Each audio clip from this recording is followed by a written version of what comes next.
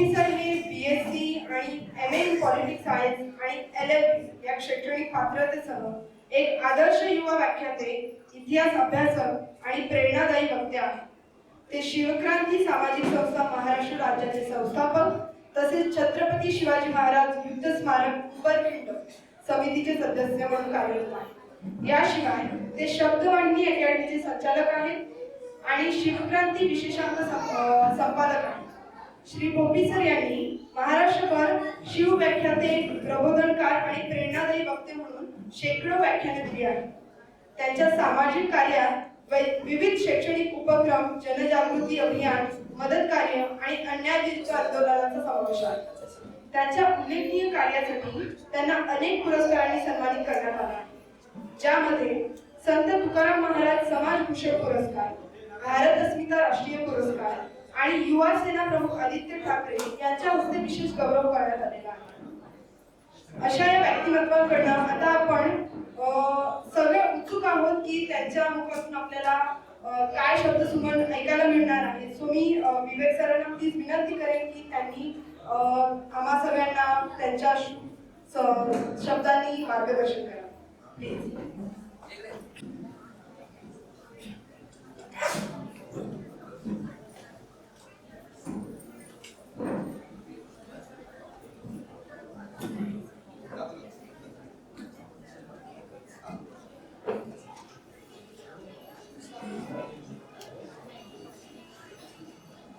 असं मला वाटतं. वगैरे जेवण आले की जेवायचं बाकी आपल्याला समजेल. बोला छत्रपती शिवाजी महाराज की जय. डॉक्टर बाबासाहेब आंबेडकरांचा येस. जेवण आले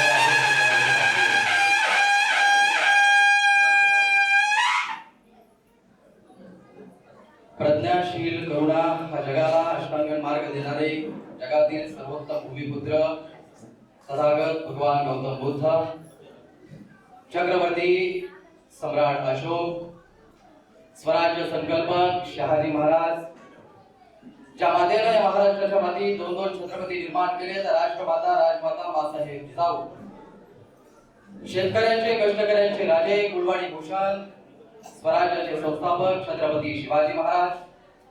छत्रपती शिवाजी महाराजांनी तयार केलेल्या शिवधर्म, शिवनीती आणि शिवराज्याच्या रक्षणाकरता शेवटच्या श्वासापर्यंत लढणारे रणधुरंधर वीर योद्धा शिवछावा संस्कृत पंडित स्वराज्य रक्षक छत्रपती संभाजी महाराज. संततीची धर्म, असंतती, अधर्म आणि कदाही मर्म तुझी असी हा प्रखरपणे मार्ग करणारे, मार्ग देणारे जगद्गुरु संत तुकोबराय. अवघाची संसार सुखाचा करीना आनंद भरीना तिने लोका हा संदेश देणारे जगाची माऊली माऊली संत ज्ञानेश्वर. एका हातामध्ये झाडू आणि एका हातामध्ये वाडगं घेऊन गावागाव ज्यांनी स्वच्छतेचा मार्ग ज्यांनी दाखवला ते राष्ट्रसंत गाडगे महाराज, राष्ट्रसंत तुकडोजी महाराज.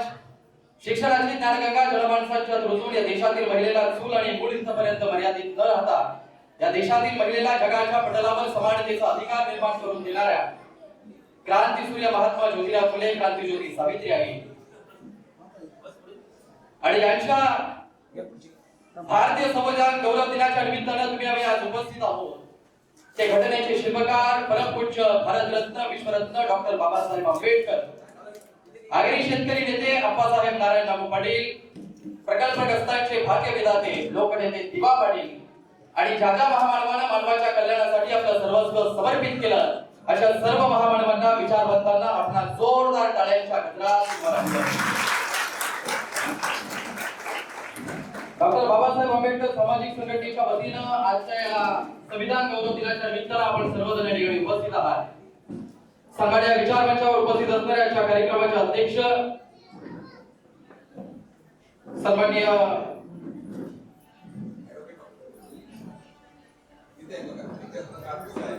उके साहेब, सॉरी, आजच्या कार्यक्रमाचे अध्यक्ष उके साहेब आणि निश्चितच या संघटनेला लाभलेले अध्यक्ष, उपाध्यक्ष, सर्व सन्माननीय ज्यांनी आमच्याशी संपर्क केला ते सन्माननीय नारायण काका जाधव साहेब, ही सगळीच मंडळी. एकाचं नाव घेतलं तर दुसरा नाराज होईल, परंतु ज्यांच्या मेहनतीनं, परिश्रमानं आजच्या या संविधान गौरव दिनाचा हा कार्यक्रम मोठ्या आनंदाने उत्साहाने या ठिकाणी साजरा होत आहे. ते सगळेच जण आणि ज्यांच्याशिवाय आजचा हा कार्यक्रम अपूर्ण आहे ते सगळे संविधानावर प्रेम करणारे, शिवराय फुले शाहू डॉक्टर बाबासाहेब आंबेडकरांच्या विचारांना मानणारे माझ्या सगळ्या श्रोते बंधूंनो, भगिनींनो आणि मातांनो, महाराष्ट्रात एक व्याख्याते होते ज्यांचं व्याख्यान ऐकण्यासाठी हजारोच्या लाखोच्या संख्येने लोक जमायचे. एका गावात एका ठिकाणी आजच्या व्याख्यानाची वेळ ठरलेल्या वेळेनुसार व्याख्याते त्या गावामध्ये पोहोचले. ज्या वेळेस व्याख्याते गावाजवळ पोहोचले, विचार मंचासमोर जाऊन पाहतायत तर फक्त 5 ते 6 लोक जमली होती. व्याख्यात्याने म्हटलं, व्याख्यानाची वेळ झाली आहे, आपण थोडं थांबलं पाहिजे, लोक अजून जमू द्या. संध्याकाळची 7 ची वेळ होती. 7:30 वाजले. व्याख्यात्याने विचारलं आयोजकांना की आता किती लोक विचार मंचासमोर जमले. त्यांनी सांगितलं की फक्त 10 ते 15 लोक जमली आहेत. व्याख्यात्याने सांगितलं आपण अजून थोडं थांबूया. 7:30 चे 8 वाजले. 1 तास उठून गेला. पुन्हा विचारलं किती लोक जमले व्यासपीठासमोर. त्यांनी सांगितलं फक्त 30 ते 35 लोक फक्त विचार मंचासमोर जमले आहेत. व्याख्यात्याने सांगितलं व्याख्यान संपायची वेळ आली आहे, आता आपण व्याख्यानाला सुरुवात केली पाहिजे. व्याख्यात्याने व्याख्यानाला सुरुवात केली. व्याख्यान संपलं आणि समारोप करत असताना जेव्हा व्याख्याते आयोजकांना हात जोडून स्मितहास्य करून निघाले तेव्हा आयोजक मात्र व्याख्यात्यांच्या समोर उभे राहिले आणि हात जोडून उभे राहिले आणि म्हणले की व्याख्याते साहेब आम्हाला माफ करा, व्याख्याते साहेब प्राचार्य आम्हाला माफ करा. आज व्याख्यानाचा कार्यक्रम आपल्या गावामध्ये जरूर आहे, परंतु व्याख्यानाला जास्त लोक जमू शकली नाही. याचं कारण एका बाजूला गावामध्ये तमाशा लागला आणि एका ठिकाणी आज व्याख्यान लागलं आणि सगळी लोक जाऊन त्या तमाशाला जाऊन पोहोचली, व्याख्यानाला येऊ शकली नाही. तेव्हा व्याख्यात्यांनी स्मितहास्य करून सांगितलं की समाजाची रीत आहे, समाजाची रीत आहे. दुधाचा व्यवसाय करणाऱ्या व्यक्तीला दूध घरोघरी जाऊन टाकावं लागतं, पण दारू विकणाऱ्या विक्रेत्याला लोक दारूच्या दुकानात रांगा लावून दारू घेतात. हे समाजाचं वास्तव आहे. आणि एका समाजाच्या वास्तवाच्या बदलाच्या काळामध्ये अतिशय प्रचंड मेहनतीनं या कार्यक्रमाचं या सगळ्या संघटनेच्या माध्यमातून नियोजन करून सगळी श्रोते वर्गांची मंडळी या ठिकाणी उपस्थित आहे. मी सर्वांना या ठिकाणी आवर्जून सांगेन की एकदा या संघटनेच्या सर्व कमिटीसाठी एकदा जोरदार टाळ्या वाजवा. ज्या भारतीय संविधानाचा गौरव करण्यासाठी तुम्ही आम्ही या ठिकाणी आहे. त्या भारतीय संविधानाचा गौरव म्हणजे नेमकं काय, संविधान समजून घेणं म्हणजे नेमकं काय, त्याचा गौरव खऱ्या अर्थानं कधी होईल हे आजच्या या कार्यक्रमामध्ये आपण समजून घेणार आहोत. लक्षात घ्या, जगाच्या पटलावर अनेक राष्ट्र आहेत. इराण आहे, भूटान आहे, Thailand, New Zealand, England, Bharat, Afghanistan, Myanmar, Singapore, Australia, Kenya, दक्षिण कोरिया, फ्रान्स, डेन्मार्क, बलुचिस्तान, तुर्किस्तान, आपलं हे भारत, दॅट इज इंडिया. अनेक राष्ट्र आहेत, पण या सगळ्या राष्ट्रांमध्ये श्रेष्ठ हा भारत आहे, कारण भारताला डॉक्टर बाबासाहेब आंबेडकरांनी दिलेलं भारतीय संविधान आहे. ही राष्ट्र पराक्रमाची भूमी, ही राष्ट्र लढवय्यांची भूमी, ही राष्ट्र समाज सुधारकांची, क्रांतिवीरांची भूमी. या मातीवर आज व्हावी ताट ठेवणी मान, आता हा हिमाचल ही माती जिचा मला अभिमान. जिंकायला कुणी की येता अजिंक्य ही ठरते आणि लाख सिकंदर आक्रमकांना पुरवणी उरते. अशी की महाराष्ट्राची, भारताची भूमी ही जगात श्रेष्ठ आहे, कारण या देशाला भारताचं संविधान आहे. या देशांना संविधान नाही, त्या देशांची अवस्था काय आम्ही उघड्या डोळ्यांनी पाहिली पाहिजे. आणि म्हणून संविधान म्हणजे नेमकं काय, हा देशात कायदा म्हणजे नेमकं काय, आजचं भारतीय संविधान गौरव दिन आम्ही का साजरा करायचा. आम्हाला शाळेमध्ये आम्ही शिकत असताना, कॉलेजमध्ये शिकत असताना आपण पाहिलं, आनंदानं गुण्या गोविंदानं तिरंगा फडकवत आम्ही प्रजासत्ताक दिन 26 जानेवारी रोजी आपण साजरा करतो. त्या दिवशी भारतीय संविधानाची अंमलबजावणी झाली, परंतु समस्त भारतीयांना डॉक्टर बाबासाहेब आंबेडकरांनी हे संविधान 1949 रोजी म्हणजे आजच्या दिवशी 25 नोव्हेंबरला समर्पित केलं की हे संविधान समस्त भारतीयांचं आहे. परंतु हेच भारताचं संविधान तुम्ही आम्ही समजून घेतलंय का, ते आमच्यापर्यंत पोहोचलंय का, ते आमच्यापर्यंत पोहोचू दिलंय का, हे दुर्दैवानं आपण लक्षात घेतलं पाहिजे. आजपर्यंत भारतीय संविधान तितक्या आत्मीयतेला आम्ही जपलंय का, आम्हाला समजून दिलंय का, की बहुधा समजून सांगितलंय का, हे सगळ्यात थोडं चिंतन आणि मंथन आजच्या या कार्यक्रमामध्ये करायचं आहे. लक्षात घ्या, तुम्ही जर हिंदू बांधव असाल तर तुमचा पवित्र धर्मग्रंथ हा भगवद्गीता असू शकतो. तुम्ही जर मुस्लिम बांधव असाल तर तुमचा पवित्र धर्मग्रंथ हा कुराण असू शकतो. तुम्ही जर ख्रिश्चन असाल तर तुमचा पवित्र धर्मग्रंथ हा बायबल असू शकतो. तुम्ही जर बौद्ध असाल तर तुमचा पवित्र धर्मग्रंथ त्रिपिटक असू शकतो. पण तुम्ही जर भारतीय असाल तर तुमचा सर्वोत्तम ग्रंथ हा भारतीय संविधान असला पाहिजे. हे डॉक्टर बाबासाहेब आंबेडकरांनी सांगितलेलं आहे. लक्षात घ्या. पण दुर्दैवाने झालं काय, या देशामध्ये काय अवस्था आहे बघा. हा देश ज्या घटनेवर चालतो, हा देश या देशाची कोर्ट कचेरी ज्या घटनेवरती चालते, त्या कोर्ट कचेरीमध्ये शपथ घेण्याकरता तुमच्या समोर तुमचे आमचे धर्मग्रंथ ठेवले जातात, भारतीय संविधान ठेवलं जात नाही का? याचं कारण आहे, याला दोषी आम्ही देखील आहोत, कारण भारतीय संविधानाला तितक्या आत्मीयतेने आम्ही मानलंच नाही. तितक्या आत्मीयतेने आम्ही मानू शकलो नाही. हे सगळ्यात मोठा दुर्दैव आहे. आणि म्हणून षडयंत्र कसं आहे व्यवस्थित पहा. त्यांनी आतापर्यंत आम्हाला भूगोल शिकवला, आतापर्यंत इतिहास शिकवला, गणित शिकवलं, पर्यावरण शिकवलं, विज्ञान शिकवलं, सायन्स शिकवलं, सगळं काही शिकवलं. पण हा देश ज्या घटनेवर चालतो ती घटना मात्र समजून सांगण्याकरता ते कमी पडले. पण ती जबाबदारी आता आपली आहे. ती जबाबदारी आता आपली आहे. त्यांनी सांगितलं की ही राज्यघटना फक्त एका विशिष्ट वर्गासाठी आहे. ही राज्यघटनेचं आरक्षण एका विशिष्ट वर्गासाठी आहे. त्याचा आम्हाला काही फायदा नाही असं वारंवार सांगितलं गेलं. जाती धर्मामध्ये तेढ निर्माण करून, जातीवाद तयार करून डॉक्टर बाबासाहेब आंबेडकरांना एका चाकोरीबद्ध करून ठेवण्याचं, एका चौकटीत बंदिस्त करून ठेवण्याचं काम केलं. आम्हाला कोणी विचारलं की डॉक्टर बाबासाहेब आंबेडकर कुणाचे? बौद्ध बांधव म्हणतात आमचे. म्हणजे एका चौकटीमध्ये बंदिस्त करून ठेवण्याचं काम केलं गेलं. समाजाने देखील त्याच केलं. डॉक्टर बाबासाहेब आंबेडकर कुणाचे? त्यांनी सांगितलं फक्त बौद्धांचे. पण आज मी या ठिकाणी जाहीरपणे सांगतो आहे की डॉक्टर बाबासाहेब आंबेडकर हे फक्त एका जाती धर्माचे नसून ते समस्त अखंड भारताचे आहे. हे पहिल्यांदा आपण हे समजून सांगण्याकरता मी कधी म्हटलं का आमच्या सगळ्या एसटी एसटी ओबीसी बांधवांनी लक्षात घ्यायचं आहे. हे लक्षात घेतलं पाहिजे. आणि म्हणून जातीवाद न करता, भेदभाव न करता डॉक्टर बाबासाहेब आंबेडकर तर समस्त हे भारतीय संविधान समस्त भारतीयांना समर्पित करतात ना, तर याची अनेक उदाहरणं आम्हाला इतिहासामध्ये सापडतात.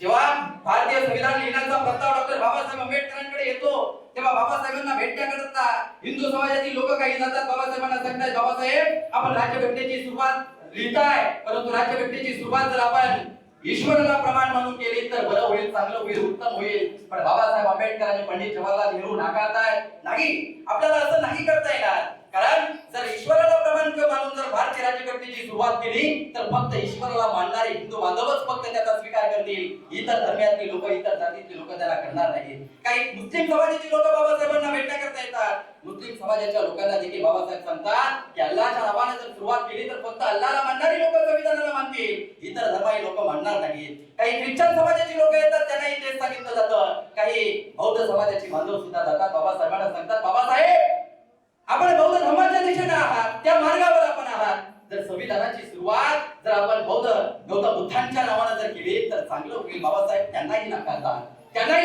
बाबासाहेब सांगतात माझ्या राज्यघटना जर मी लिहितोय, राज्यघटना लिहिण्याचा प्रस्ताव जर माझ्याकडे आले तर माझ्याकडून माझ्या हातून एकही समाजावर अन्याय होता कामा नये, एकही समाज माझ्या हातून सुटता कामा नये. मी जर या देशाची राज्यघटना लिहितोय तर ही राज्यघटना कोणत्याही जातीची, पातीची अथवा धर्माची नसून ती समस्त भारतीयांची आहे हे सांगण्याचं काम करतात बाबासाहेब आंबेडकर. समस्त भारतीयांची आहे. भेदभाव नाही केला, जातीवाद नाही केला त्या ठिकाणी डॉक्टर बाबासाहेब आंबेडकरांनी. तो संतांनी विचार सांगितला जगद्गुरु संत तुकोबा रायनी मुंगी आणि रावा सारखाच जीवन भेदा भेदा मंगल. तो संतांचा विचार जगद्गुरु तुकोबा रायांचा विचार डॉक्टर बाबासाहेब आंबेडकरांच्या संविधानामध्ये आहे.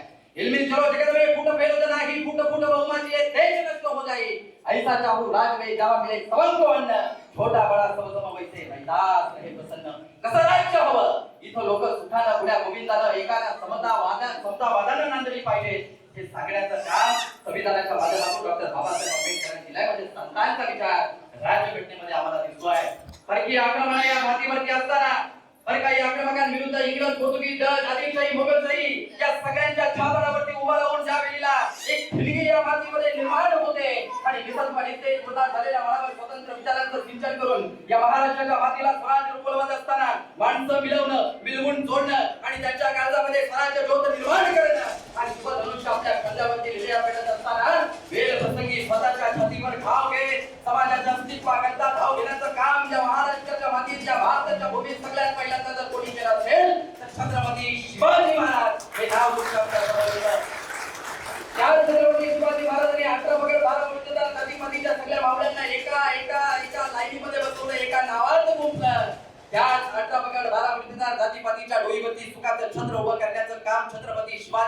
केलं, त्याच 18 पगड 12 पटीदार जातीपातींना एका संघटित करून एका जागेत बसवण्याचं काम, समान न्याय देण्याचं काम डॉक्टर बाबासाहेब आंबेडकरांनी भारतीय संविधानाच्या माध्यमातून केलं. कुठे भेदभाव आहे? भेदभाव आहे कुठे? कुठे? आम्ही लक्षात घेतलं पाहिजे. आणि म्हणून संविधान समजून घेत असताना, त्याचं चिंतन आणि मंथन करून घेत असताना आम्हाला जर कोणी विचारत असेल, आम्हाला जर कोणी बोलत असेल, तर आम्ही छाती ठोकपणे सांगितलं पाहिजे की हे भारताचं संविधान भारतीयांचं आहे. की बहुना या देशात आम्ही राहतोय ना, आम्ही कोणत्या जातीचे धर्माचे असू ते नंतर, पण आम्ही समस्त भारतीय आहोत हे सांगण्याचं खऱ्या अर्थानं काम आपल्या सर्वांना करावं लागणार. काम आता आपल्याला करायचं आहे. आणि म्हणून मी वारंवार या ठिकाणी बोलतो, आपण वारंवार या ठिकाणी सांगतोय की घटनेचे शिल्पकार बाबासाहेब आंबेडकर आहेत. घटना बाबासाहेब आंबेडकरांनी लिहिली. काही लोकांचे प्रश्न येतात, बाबासाहेब आंबेडकरांनी फक्त घटना लिहिली नाही, त्याच्यामध्ये अनेक लोक म्हणतात. काही विशिष्ट लोक समोर आणली जातात, काही विशिष्ट लोकांची नावं समोर आणली जातात की त्याच्यामध्ये फक्त डॉक्टर बाबासाहेब आंबेडकरांनी संविधान लिहिलं नाही. पण मी पुरावे देऊन बोलेन साहेब, कारण मी वकील आहे आणि वकील असल्या कारणाने पुरावे देऊन बोलण्याची आम्हाला सवय आहे. लक्षात घ्या, विरोधक त्या वेळेला बाबासाहेब आंबेडकरांसारख्या एका ब्रिलियंट व्यक्तीवर जेव्हा आक्षेप घेतात, तेव्हा माझ्यासारखा तरुण शांत बसू शकत नाही. काय सांगताय की डॉक्टर बाबासाहेब आंबेडकरांनी फक्त हे संविधान लिहिलं नाही, त्याच्यामध्ये अनेक लोक होते. मी पुरावे देऊन बोलतो, कारण इतिहास हा जसाच्या तसा मांडायचा असतो, त्याच्यामध्ये भेसळ करायची नाही. काय सांगितलं? 1932 मध्ये हे भारताचं स्वतंत्र संविधान येण्यापूर्वी 1932 मध्ये पहिल्यांदा संविधान सभा अस्तित्वात आली पाहिजे हे राष्ट्रपिता महात्मा गांधीजींनी मांडलं. 1934 मध्ये साम्यवादी नेते मानवेंद्रनाथ रॉय यांनी सांगितलं की संविधान सभा अस्तित्वात आली पाहिजे. त्यानंतर काँग्रेसच्या कमिटीनं 1934 मध्ये ही संविधान सभा अस्तित्वात आली पाहिजे सांगितलं आणि तसा ठराव देखील मंजूर करून घेतला. 1938 मध्ये पंडित जवाहरलाल नेहरूंनी सांगितलं की ही संविधान सभा अस्तित्वात आलीच पाहिजे, परंतु ती प्रौढ मताधिकार पद्धतीने झाली पाहिजे. त्याच्यामध्ये संविधान सभा निर्माण करत असताना फक्त भारताबाहेरील लोक असू नयेत, तर भारतातीलच लोक त्या संविधान सभेमध्ये असले पाहिजेत हे पंडित जवाहरलाल नेहरूंनी सांगितलं. पुढे जाऊन ब्रिटिश गव्हर्नमेंट कडून तत्वता मान्यता मिळवून 9 डिसेंबर 1946 ला संविधान सभा पहिल्यांदाच अस्तित्वात येते आणि 11 डिसेंबरला पहिली संविधान सभा अस्तित्वात आल्यानंतर डॉक्टर राजेंद्र प्रसाद यांच्या अध्यक्षतेखाली संविधान सभा अस्तित्वात आली.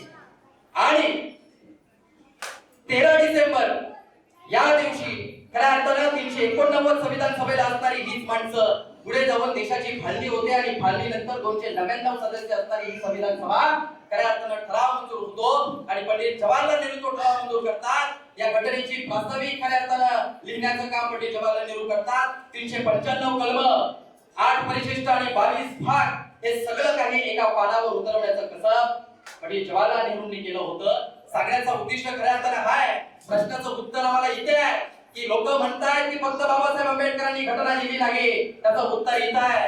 ज्या वेळेला संविधान सभा अस्तित्वात आली त्याच्या 22 समित्या तयार केल्या गेल्या. त्या 22 समित्यांमध्ये भाषांतर समिती, माहिती समिती, उर्दू समिती अशा विविध समित्या होत्या. त्या समितीमध्ये डायरेक्ट घटनेशी ज्या समितीचा संबंध होता ती समिती होती मसुदा समिती. आणि त्या मसुदा समितीमध्ये 7 मेंबर्स होते. 7 मेंबर्स, 7 सदस्य होते. आणि त्या 7 मेंबर्स मध्ये त्या समितीचे मसुदा समितीचे अध्यक्ष होते डॉक्टर B.R. आंबेडकर. उत्तर इथं आहे. मसुदा समितीचे अध्यक्ष डॉक्टर बाबासाहेब आंबेडकर आहे, परंतु 7 मेंबर पण होते. पण एकट्या बाबासाहेबांनी ही घटना कशी लिहिली त्याचं उत्तर आहे त्याच्या 6 मेंबर्स मधून, 6 सदस्यांमधून एक जण कामावर आलेच नाही. दोघे जण राजकारणामध्ये अडकले, एक शिकण्याकरता बाहेर गेले, एकाचा मृत्यू झाला, बाकीचे आलेच नाही. संपूर्ण जी जबाबदारी आहे ती एकट्या डॉक्टर बाबासाहेब आंबेडकरांवर येऊन पोहोचते. बाबासाहेब मात्र कॉन्स्टंटली काम करतात. बाबासाहेब मात्र कॉन्स्टंट काम करतात कारण समाज महत्वाचा आहे. कारण बाबासाहेबांना माहित होतं आपल्या मुलं समाज आहे, समाजामुळे आपण आहोत, आपल्या मुलं समाज नाही हे बाबासाहेब आंबेडकरांना माहिती होतं. आणि म्हणून समाजाला न्याय देण्याकरता दिवसाची रात्र, रात्रीचा दिवस करून 2 वर्ष 11 महिने 17 दिवस डॉक्टर बाबासाहेब आंबेडकर राब राबतात. आणि या समाजाला न्याय देण्याकरता डॉक्टर बाबासाहेब आंबेडकर भारतीय संविधान या देशाला समर्पित करतात. खऱ्या अर्थानं डॉक्टर बाबासाहेब आंबेडकरांनी ही घटना जेव्हा देशाला समर्पित केली, कधी दिल्लीला आपण गेलात, दिल्लीला पार्लिमेंट आहे, सभागृह आहे, सभागृहामध्ये एक फोटो आहे, त्या फोटोमध्ये एका बाजूला तत्कालीन राष्ट्रपती डॉक्टर राजेंद्र प्रसाद, तत्कालीन पंतप्रधान पंडित जवाहरलाल नेहरू आणि त्यांचा संपूर्ण मंत्रिमंडळ आहे, आणि दुसऱ्या बाजूला एक व्यक्ती जी संविधान या मंत्रिमंडळाकडे सुपूर्द करते, त्या व्यक्तीचं नाव आहे डॉक्टर बाबासाहेब आंबेडकर. अरे घटना लिहिली एकट्यानं, म्हणून दिली सुद्धा एकट्यानं. हे मी म्हणत नाही तर इतिहास म्हणतो आहे. लक्षात घ्या. आणि म्हणून मी सुरुवातीला सांगितलं, इतिहास कसा आहे तो तसा मांडायचा असतो, त्यामध्ये भेसळ करायची नाही. एकट्या बाबासाहेब आंबेडकरांनी घटना लिहिली आणि म्हणून ती दिली सुद्धा एकट्यानं. लक्षात घ्या, हे समस्त भारतीयांना केलेलं या संविधानाचा गौरव आहे. हे दिलंय डॉक्टर बाबासाहेब आंबेडकरांनी. काय दिलं मग घटनेमध्ये? कायदा म्हणजे काय, संविधान म्हणजे काय, या देशामध्ये कसं जगावं, कसं राहावं, कसं पुरावं, कसं मरावं, हा सांगणारा कायदा म्हणजे घटना. पण या देशामध्ये संविधानापूर्वी घटना नव्हती का? होती ना, घटना होती. परंतु ती घटना ही जात व्यवस्थेवर आधारित होती. संविधानापूर्वीची घटना ही वर्ण व्यवस्थेवर आधारित होती. परंतु त्या सगळ्याला मूठमती मारून डॉक्टर बाबासाहेब आंबेडकर समतावादी घटना तुम्हाला आम्हाला देतात. Everybody is equal before law, कायद्यापुढे सर्व समान असतील. या पद्धतीचा कायदा या देशात नव्हताच, पण तो निर्माण करण्याचं काम डॉक्टर बाबासाहेब आंबेडकरांनी केलं. हे संविधानामध्ये सांगितलं. काय सांगितलं? आम्ही भारताचे लोक. भारताच्या उद्देशिकेची सुरुवात करत असताना सांगितलं गेलं, आम्ही भारताचे लोक, भारताचे सार्वभौम समाजवादी धर्मनिरपेक्ष लोकशाही गणराज्य. पहिला शब्द सांगितलाय काय? आम्ही हिंदू. इथं कोणी हिंदू नाही, कोणी मुसलमान नाही, कोणी शीख नाही, कोणी पारसी नाही, कोणी बौद्ध नाही, तर या देशामध्ये राहणारा प्रत्येक जण हा भारतीय आहे. आणि म्हणून भारताच्या उद्देशिकेची सुरुवात केली, आम्ही भारताचे. आम्ही भारताचे. पुढे सांगितलं सार्वभौम. सार्वभौम सांगितलं काय? हा कायदा सर्वश्रेष्ठ असेल, कायद्यापुढे कोणीही असणार नाही. पुढे सांगितलं समाजवाद. एकाच माणसानं 10 पावलं पुढे जाण्यापेक्षा 10 माणसांनी एक करून पाऊल पुढे जाणं, हा खरा समाजवाद आहे. तो डॉक्टर बाबासाहेब आंबेडकरांनी घटनेत सांगितला. समाजवादी, धर्मनिरपेक्ष. आता बऱ्याच जणांना हा शब्द पचवी पडत नाही साहेब. 1976 मध्ये 42व्या घटना दुरुस्तीमध्ये हा समाजवादी आणि धर्मनिरपेक्ष शब्द आणला गेला. परंतु तो का आणला गेला याचंही चिंतन व्हायला हवं. याचंही चिंतन. आमची अडाणी लोक त्याला काहीतरी वेगळं स्वरूप देण्याचा प्रयत्न करतात. शिकून अडाणी असणारी लोक. काय सांगितलं? धर्मनिरपेक्ष. संविधानात सांगितलं गेलं काय? सरळ आणि स्पष्ट अर्थ आहे, राज्याचा कोणताही धर्म असणार नाही आणि राज्य कोणत्याही व्यक्तीच्या धार्मिक आयुष्यात हस्तक्षेप करणार नाही. सरळ आणि सोपा अर्थ सांगितलाय. राज्याचा कोणताही धर्म असणार नाही. अरे जर राज्याचा जर कोणता धर्म असता तर इतर धर्मीयांवर अन्याय नसता का झाला? आणि म्हणून धर्मनिरपेक्ष शब्द हा अर्थ सांगितला जातो. अनेक राष्ट्र आहेत जगामध्ये जे विविध धर्माच्या नावावर ओळखले जातात, परंतु एकमेव भारत असा आहे. As per Indian constitution article 1 the name of this country will be India. India that is a Bharat. Bharat कलम क्रमांक 1 सांगितलंय. भारताचं नाव निश्चित केलंय. पुन्हा नावामध्ये बदल करू शकत नाही. पुन्हा नावात बदल नाही. पुढे सांगितलं लोकशाही. आम्ही शाळेमध्ये शिकलो, लोकांसाठी चालवलेले राज्य म्हणजे लोकशाही. पण संविधानापूर्वी अब्राहम लिंकन सांगतायत government of the people by the people and for the people. पण बाबासाहेब आंबेडकर ही मोडून काढतात आणि सांगतायत की जिथं लोकांच्या सामाजिक आणि आर्थिक जीवनात क्रांतिकारी बदल रक्तविरहित मार्गाने आणून आणणारी शासन पद्धती म्हणजेच खरी लोकशाही. जिथं स्वतंत्रता, समता, बंधुत्वता आणि न्याय ही 4 मूल्य जिथं प्रस्थापित होतात तिथं खरी लोकशाही प्रस्थापित होते. हे बाबासाहेब आंबेडकरांनी लोकशाहीची व्याख्या करत असताना सांगितलं. पुढे सांगितलं गणराज्य. काय सांगितलं? आता निवडणुकीच्या तोंडावरती आम्ही लोकशाहीचा उत्सव केला. काय केलं? खा मटन तवा मटन. लोकशाहीचा उत्सव केला ना आम्ही.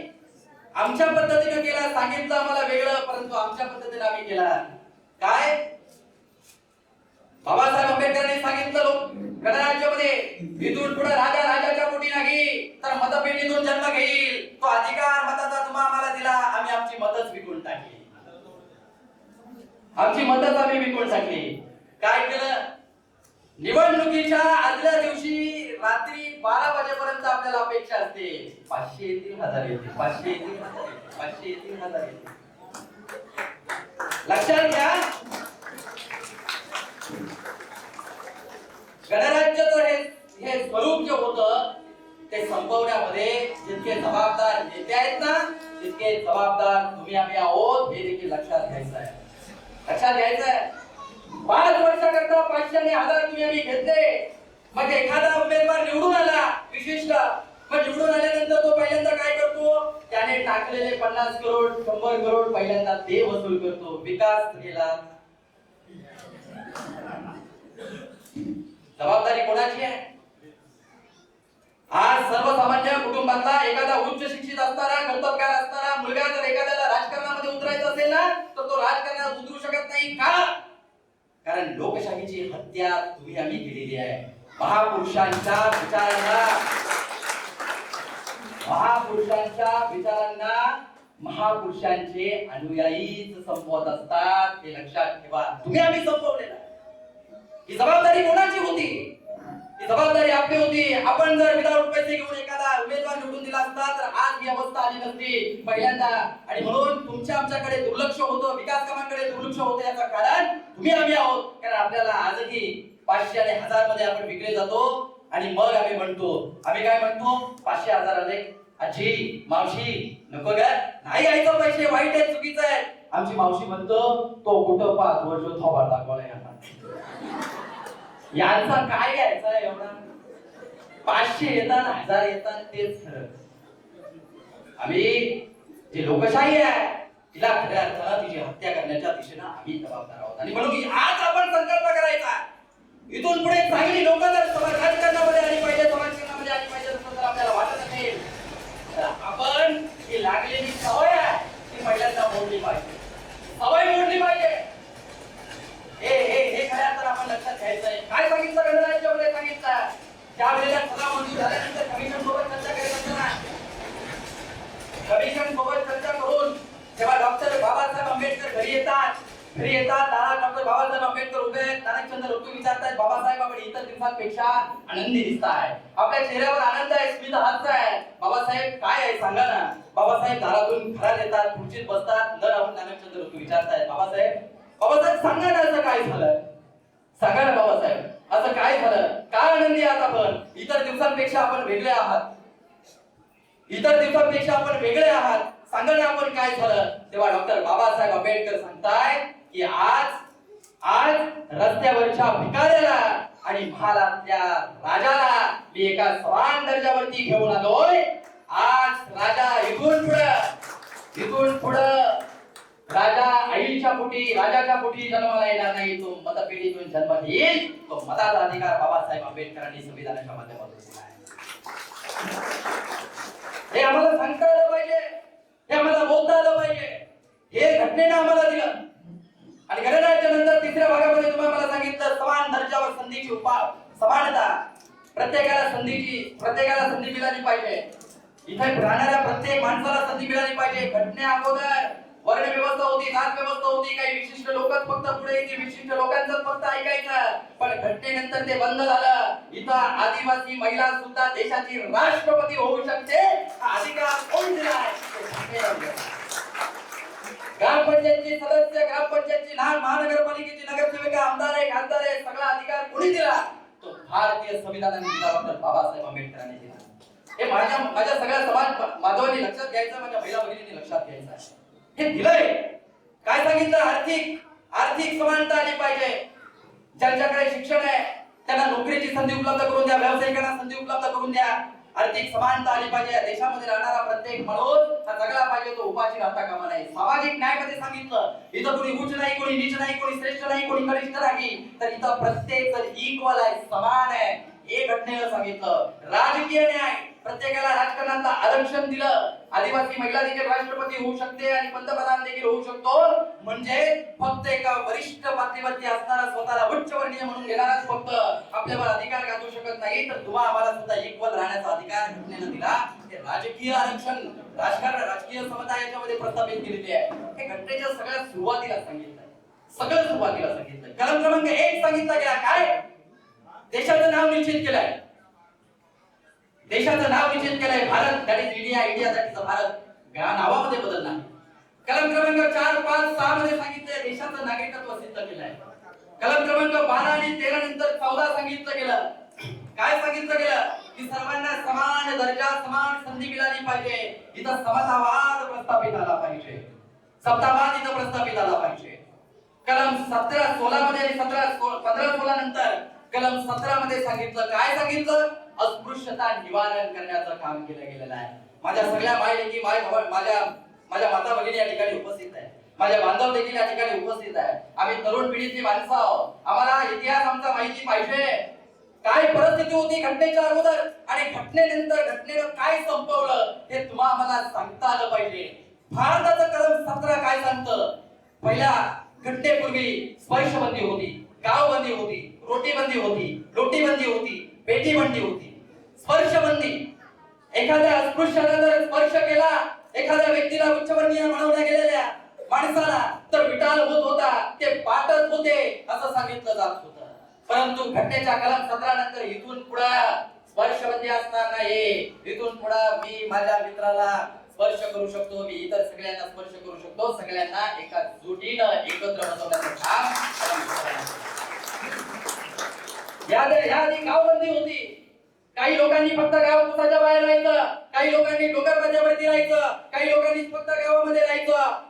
प्रत्येकाच्या वाड्या ठरवल्या जात होत्या, प्रत्येकाचे विभाग होते, त्या विभागातच राहायचं. इकडे या रेषेमधून त्या विभागात यायचं नाही, इकडे तिकडे जायचं नाही, अशा पद्धतीचा कायदा होता.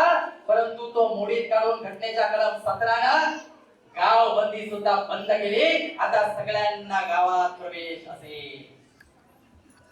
रोटी बंदी, जेवणाची साधनं ही देखील वेगवेगळी असायची. त्यांच्या पद्धती वेगळ्या असायच्या, आपल्या पद्धती वेगळ्या असायच्या. जेवणाची साधनं देखील वेगवेगळी असायची. ते वरती बसतील, आपण खाली बसायचं, अशा पद्धतीची विभागरचना होती. परंतु घटनेच्या कलम 17 ते देखील संपवलं. लोटेबंदी, पहिला पानवटे देखील वेगवेगळे होते, परंतु ते पानवटे सुद्धा एक करण्याचं काम घटनेच्या कलम 17 ने केलं. बेटीबंदी कायदा उठवला गेला. या तब्बल 5 बंद्या घटनेच्या कलम 17 मध्ये केल्या गेल्या. पुढे कलम 18 सांगितलं गेलं काय? या आधी पाटीलकी होती, मतदारी होती, सरपोतदारी होती, अशा विशिष्ट पदव्या लावून आपल्यावरती राज्य केलं जायचं, आपल्याला गुलाम म्हणून वागवलं जायचं. पण घटनेच्या कलम 18 ने सांगितलं इथून पुढे या सगळ्या पदव्या संपवल्या जातील. इथून पुढे स्वकर्तृत्वावरच मिळवलेल्या पदव्या या देशामध्ये टिकतील. उदाहरणार्थ वीरचक्र, पद्मश्री, पद्मभूषण, भारतरत्न ते कलम 18 ने सांगितलं. इथून पुढे भारतीय कलम 19 freedom of rights and expression हा कलम फार महत्त्वाचा आहे. माझ्या सगळ्या माता भगिनी या ठिकाणी उपस्थित आहेत. आपल्याला कंटाळा आलाय का? कंटाळा आला असेल तर एकदा जोरदार टाळ्या होऊ द्या.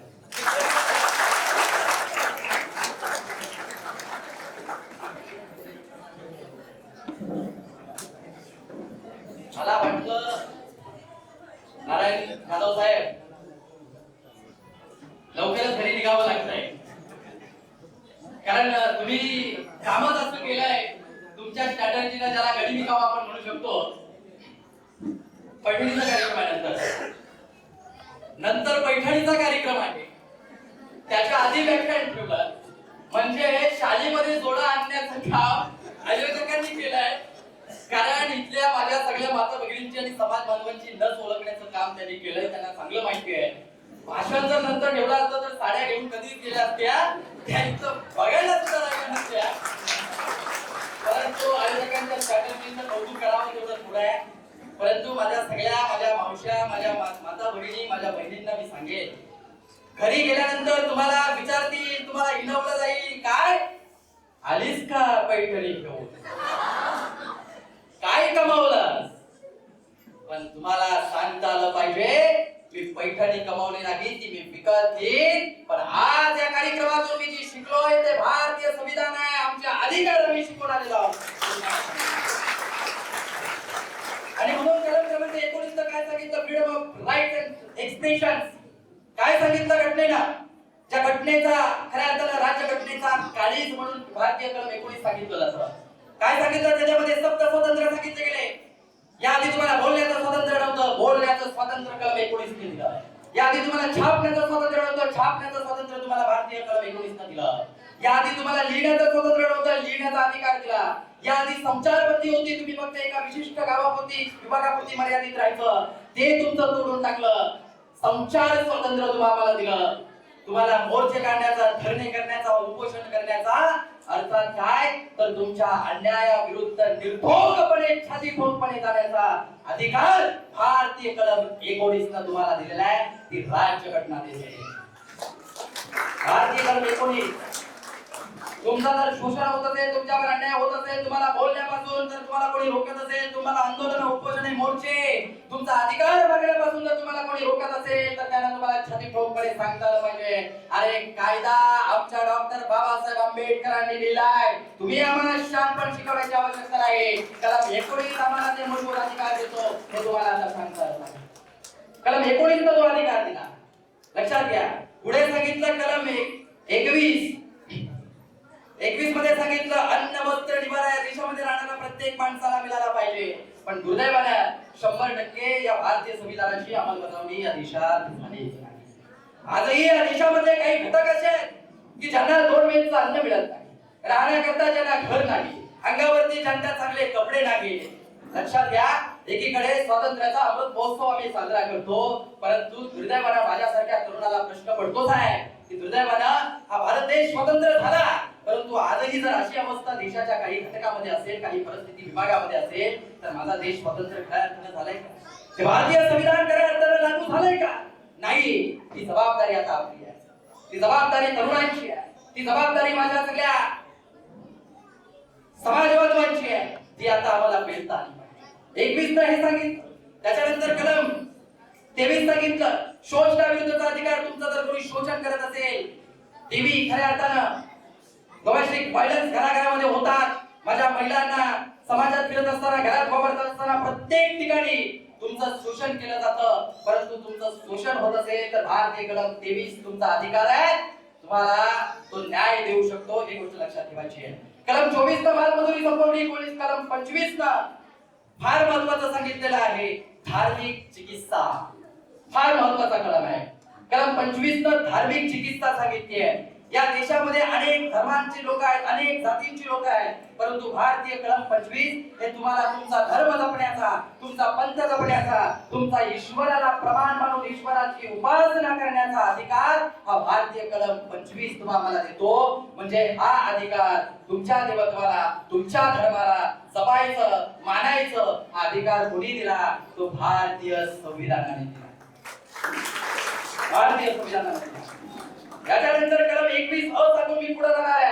कलम 21 अ मध्ये सांगितलं as per Indian constitution article 21 ए काय सांगितलं गेलं की 6 ते 14 वयोगटातील मुलांना शिक्षण सक्तीचं आणि मोफत करा. काय सांगितलं? 6 ते 14 वयोगटातील मुलांचं शिक्षण मोफत आणि सक्तीचं करा असं सांगितलं गेलं. त्याच कलमाला लागून 45 कलम असं सांगितलं गेलं भारतीय कलम संविधानाचं. त्या 45 मध्ये सांगितलं गेलं की काही राष्ट्रपतींना अधिकार दिलेले आहेत. त्या राष्ट्रपतींच्या अधिकार असे आहेत की सांगितलं गेलं होतं की भारतीय घटना ज्या वेळेला देशामध्ये लागू झाली तेव्हा देशात घटना लागू होण्यापूर्वी, लागू झाल्यानंतर 1950 ते 1960 इयत्ता 1ली ते इयत्ता 8वीच्या विद्यार्थ्यांना मोफत आणि शिक्षण सक्तीचं करा. 1960 ते 1970 इयत्ता 9वी ते 10वीच्या विद्यार्थ्यांचं मुलांचं शिक्षण मोफत आणि सक्तीचं करा. 1970 ते 80 11वी ते 12वीच्या विद्यार्थ्यांचं मुलांचं शिक्षण मोफत आणि सक्तीचं करा. यानंतर 1980 ते 1990 ग्रॅज्युएशन पर्यंतच्या मुलांचं मोफत शिक्षण सक्तीचं करा. 1990 ते 2000 MBA, MBA, MA, BSc अशा उच्च शिक्षित असणाऱ्या विद्यार्थ्यांच्या मुलांचं शिक्षण मोफत आणि सक्तीचं करा. आणि 2000 ते 2010 व्यावसायिक शिक्षण सक्तीचं आणि मोफत करा. हे घटनेत सांगितलं, पण यांनी काय केलं? काय केलं लक्षात घ्या. इयत्ता 1ली ते इयत्ता 8वी ढकलपास हे 2008 आणि 2009 मध्ये लागू केलं तत्कालीन सरकारनं. म्हणजे आमच्या मुलांनी शिकून आणायला राहायचं. काय राहायचं? शिकून आणायला राहायचं. इयत्ता 8वी पर्यंत ढकलपास एखादं घर जर आम्हाला बांधायचे असेल, आमची इमारत जर आम्हाला उभी करायची असेल, तर आम्ही आमचा पाया इतका मजबूत करतो की पुढे आमची इमारत उभी राहिली पाहिजे. आमची इमारत आम्हाला जर उभी करायची असेल तर पाया आम्ही इतका मजबूत करतो, आमच्या मुलांना शिकावं, मोठं व्हावं, त्यांनी मोठं व्हावं, अधिकारी वर्गामध्ये तरी काम करावं, तरी शासनकर्ती जबाब व्हावं, बाबासाहेबांचे स्वप्न पूर्ण करण्यासाठी आम्ही दिवस रात्र झटतो. परंतु काय केलं गेलं? इयत्ता पहिली ते 8वी कलपास केलं. म्हणजे यामध्ये असं आलं की एका वर्गामध्ये हुशार आणि ठ दोन प्रकारची मुलं असतात. ठ विद्यार्थी अभ्यास करत नाही तरी ते पास होतात आणि हुशार विद्यार्थी असतात. तो काय विचार करतो, अरे अभ्यास करून पण तेवढेच मार्क, पण न केलेलं बरं, आपण पण पास होऊ. म्हणजे हुशार विद्यार्थी देखील ढच्या लाईनीमध्ये येऊन बसतो. षडयंत्र कसं आहे? आमच्या मुलांनी शिकून अडाणी राहायचं. महाराष्ट्रातलं राजकारणाचं चित्र प्रतीचं वेगळं आहे. मला राजकारणावर यायचं नाही, तो आजचा व्यासपीठाचा नाही. परंतु हा सगळं घडवून राजकारण एकीकडे असताना एकीकडचं महाराष्ट्राचं चित्र जर आपण पाहिलं नसेल तर आपल्या लक्षात येईल 62,000 शाळा या महाराष्ट्रातील जिल्हा परिषदेच्या खासगीकरणाच्या दिशेने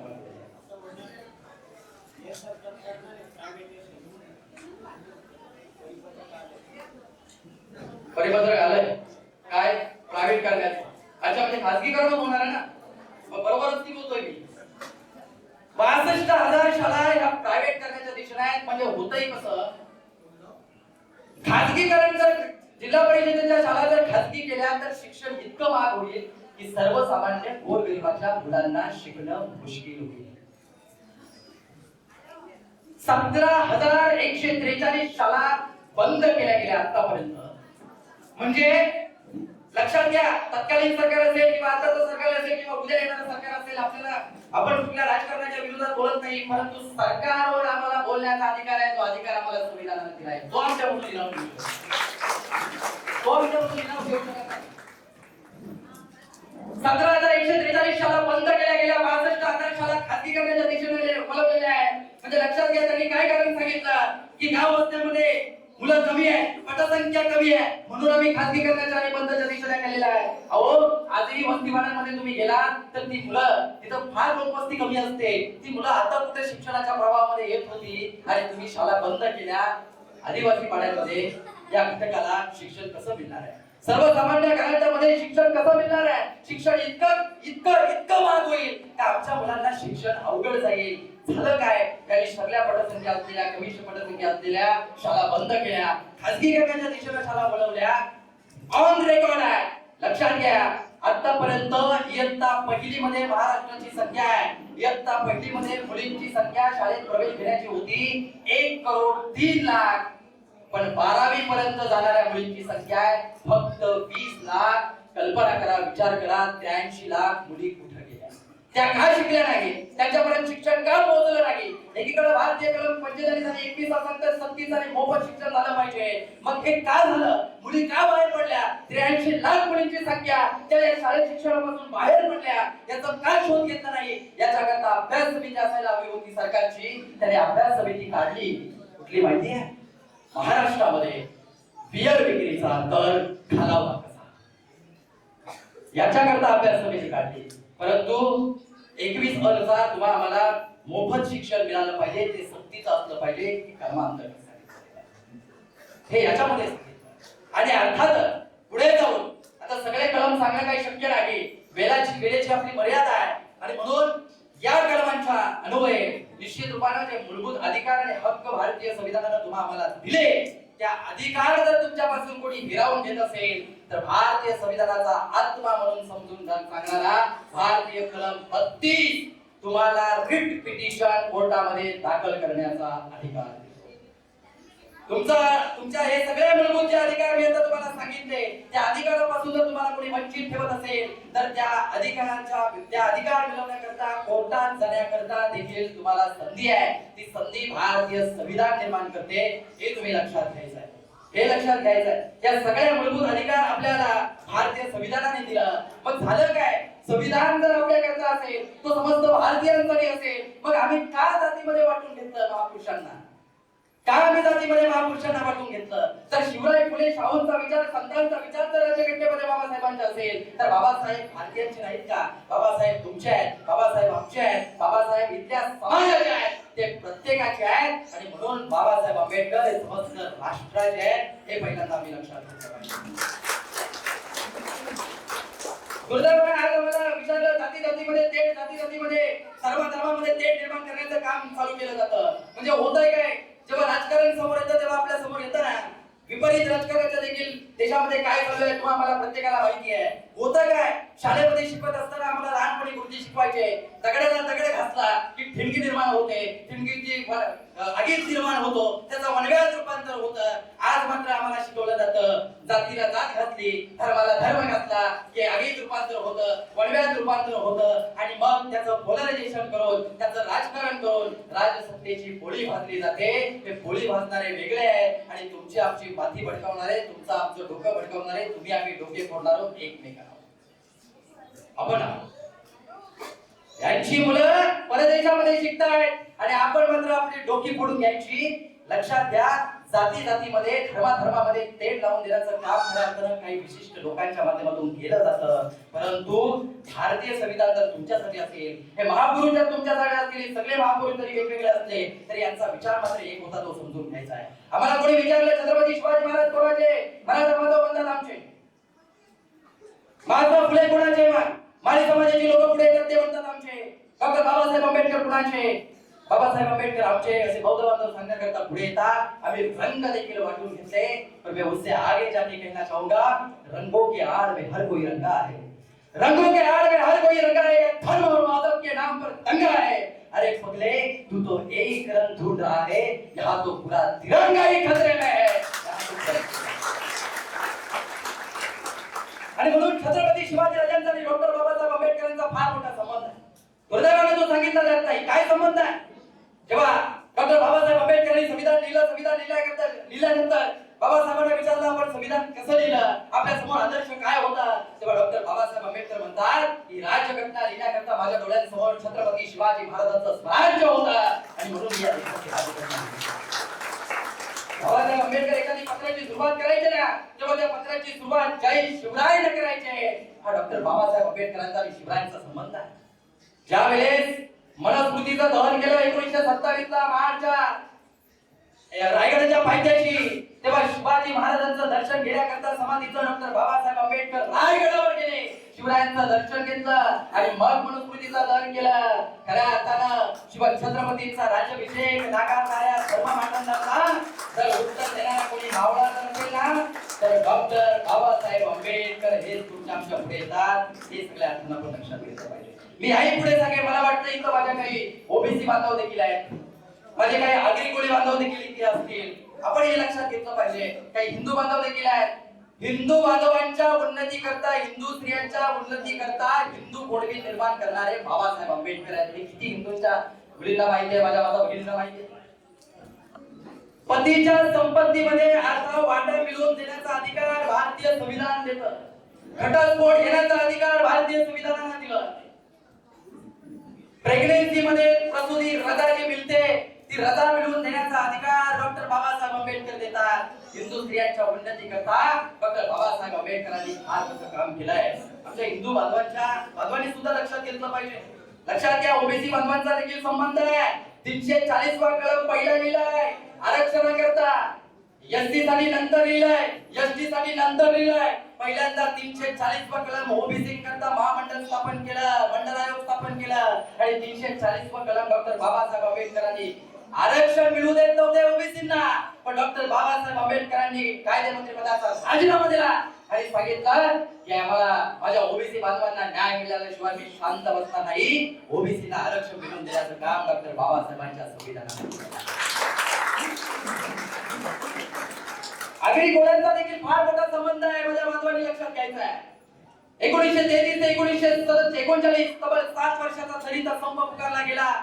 अप्पासाहेब नारायण नागू पाटील, रायगड, ठाणे, रत्नागिरी आणि सिंधुदुर्ग या 4 जिल्ह्यातील शेतकऱ्यांनी दलित संप पुकारला गेला. त्यावेळेला 7 वर्ष शेतकरी कष्टकरी हा शेती कसल्या विना राहिला संघर्ष करत होता.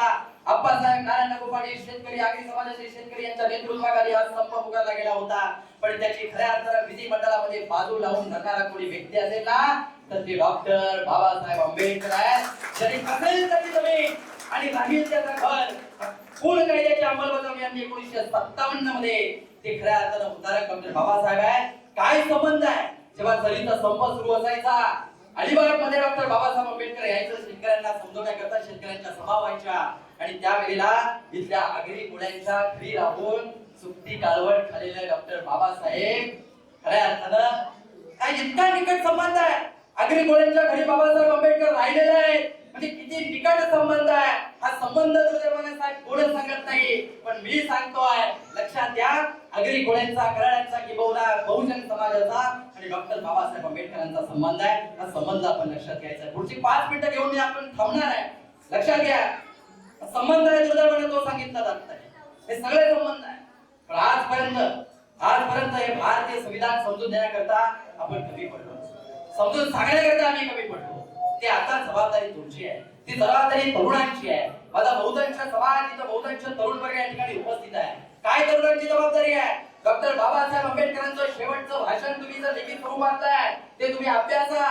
इथून पुढच्या 100 वर्षाची चळवळ कशी असली पाहिजे ती दिशा देण्याचं काम डॉक्टर बाबासाहेब आंबेडकरांनी केलं आहे. अभ्यास का आम्ही नाही. आम्हाला एक फेसबुक इंस्टाग्राम डॉक्टर बाबासाहेब आंबेडकरांनी 18 तास अभ्यास. छत्रपती शिवाजी महाराजांनी 18 तास लढाया केल्या. जेव्हा तुम्ही आम्ही तुकारा पुढे गोविंदांना नांदू शकलो. आम्ही 18 तास फेसबुक, 18 तास रील, इंस्टाग्राम. आता आमच्या माता भगिनींना पण काय सोडत नसतो. तुम्हाला काय वाटतं म्हणजे तरुणांना बोलायचं काय? तुमच्यावर येणार आहे. माता भगिनी सुद्धा आमच्या लक्षात घ्या. आमच्या तरुण मुली त्या रील्स मध्ये मी त्यावर आक्षेप घेणार नाही. तो तुमचा अधिकार आहे. तुम्ही तुमचा सर्वस्वी अधिकार आहे. परंतु आजचा वेळ कुठे चाललाय हे आम्ही लक्षात घ्यायचं आहे. 18 तास म्हणजे 4 तास मेकअप करण्यात, 4 तास व्हिडिओ बनवण्यात, 8 तास गेले, 2 तास कमेंट कोणाच्या येतात ते पाहण्यात. दिवसभर आमचा कसा गेला आम्हाला कळालंच नाही. ती वस्तुस्थिती आहे. जबाबदारी देशाची तरुणांची आहे. हे संविधान टिकवणं ही जबाबदारी आपली आहे. हे संविधान राबवणं योग्य रीतीने ही जबाबदारी आपली आहे. बाबासाहेब आंबेडकरांनी सांगितलं होतं हे संविधान जर किती चांगलं असेल पण त्याला चालवणारे हात जर वाईट असतील तर हे संविधान कुचकामी ठरेल. आजची वास्तवता तुम्हाला आम्हाला बरंच काय शिकवून जाते, बरंच काय सांगून जाते. तरुणांची जबाबदारी आहे आणि म्हणून समाजाच्या परिवर्तनाच्या लढाईमध्ये तरुण उतरले पाहिजे. युवा वो नहीं होते जो हवा के साथ चलते हैं, युवा वो होते हैं जो हवा का रुख बदल देते हैं. समाजाच्या परिवर्तनाच्या लढ्यामध्ये प्रत्येक तरुण सहभाग झाला पाहिजे. त्याला सहभागी करून घेतलं पाहिजे. हे सगळ्यात मोठी माफक अपेक्षा मी तुमच्याकडून या ठिकाणी आजच्या कार्यक्रमाच्या निमित्तानं व्यक्त करणार आहे. आणि म्हणून एकीकडे जाती धर्माच्या जातीमध्ये धर्मामध्ये तेढ लावून तुम्हाला आम्हाला तुमची आमची माती भडकवणाऱ्यांना तुम्ही उत्तर दिले पाहिजे. काय तुम्ही सांगितलं पाहिजे मासूम दिलों की वजह रहती आजान को जिंदा रखना. ये मेरे भारत को लोगों इस हिंदुस्तान को जिंदा रखना. वो ढोंगी है, काफिर है, बहुत कुछ बतलाएंगे. अपनी राय है जुदा जुदा यही कहेंगे और बतलाएंगे. आखिरी मंजिल मरघट है, शमशान नहीं है, याद रखना. उसके भी पहले मोहब्बत ही अपनी पहचान है, याद रखना. जो घर फूकने की बात करे वो जायज कैसे है सोचना. जो मेल जोल के खिलाफ हो वो लायक कैसे है सोचना.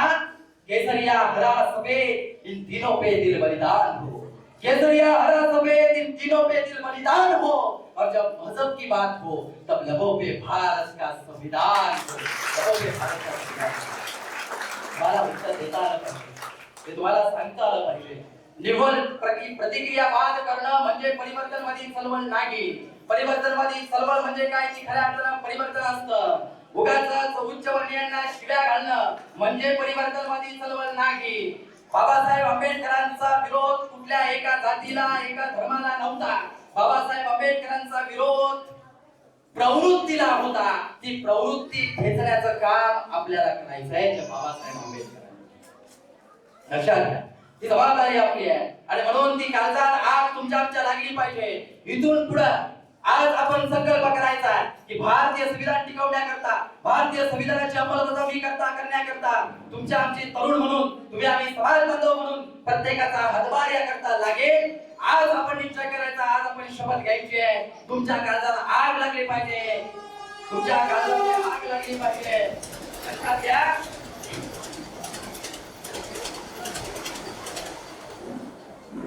मध्ये मध्ये एखादी जाहिरात येतेच नाही, मग ती आली पाहिजे. त्याच्या आमच्या लोकांना झोपा येतात. अरे संभव एकदाचा भाषण मोठा आलाय, पैठणी घेऊन जायचं आहे, नाचायचंय, जेवायचंय, खावायचंय, सगळं करायचं आहे. काय तुमचं भाषण चाललंय कधीपासून? खरंय का? आणि म्हणून ही काळजात आग आता आपली लागली पाहिजे. ती काळजात आग आता आपल्याला लागली पाहिजे. ती काळजात आग लावून घेण्याचं काम तुम्हाला मला करावं लागेल, असा आशावाद या ठिकाणी व्यक्त करतो. गंगा की कसम, जमुना की कसम, ये ताना बाना बंदेगा, रावी की रवानी बंदेगी, संसद का मुहाना बंदेगा. अगर जोश में तेरा होश रात में जालिम का जमाना बंदेगा, कुछ तुम बदलो कुछ हम बदले, तभी तो एक फसाना बंदेगा.